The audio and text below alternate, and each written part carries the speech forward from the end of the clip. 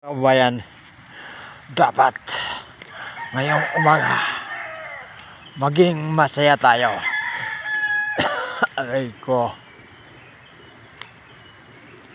maging masaya kayo dyan sa mga tahanan nyo ngayong umaga.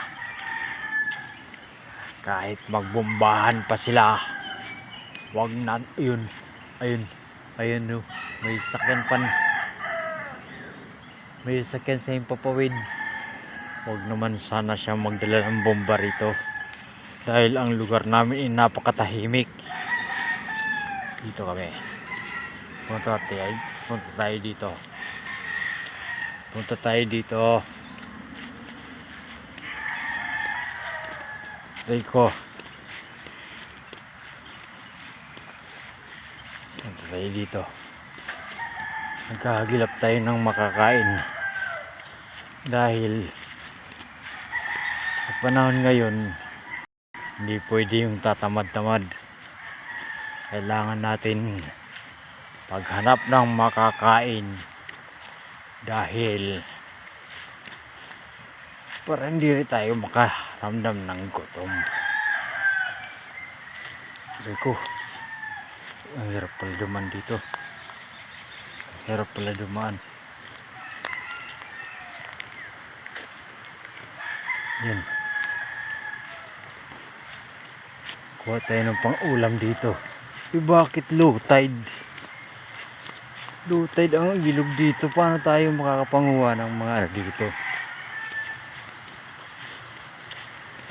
Mga alimasag. You know?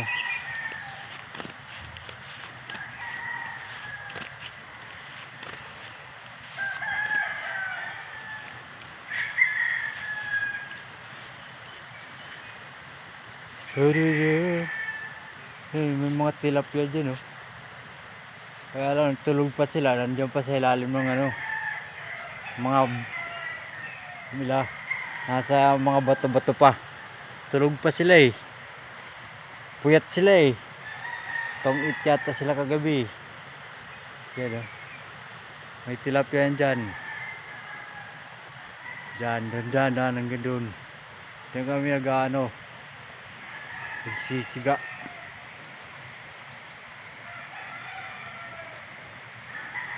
La la la la la la la la la la la la la la. Magandang umaga sa inyong lahat.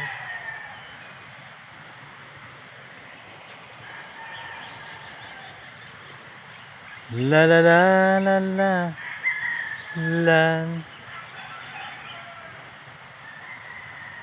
Patayin natin to.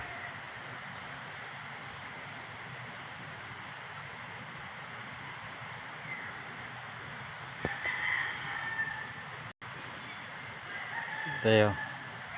Makakaduli tayo dito.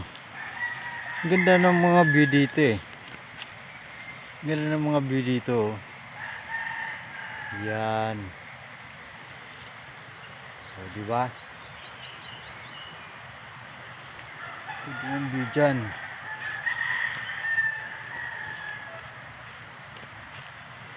Dito sa lugar namin, walang kaano dito ng gera.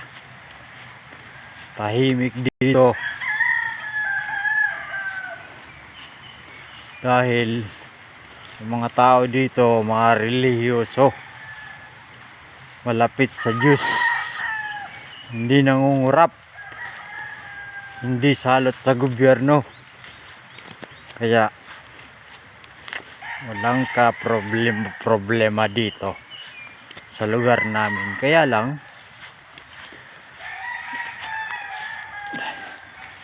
dalawa lang bahay dito at tatlo. Kaya tatlo lang kami community dito.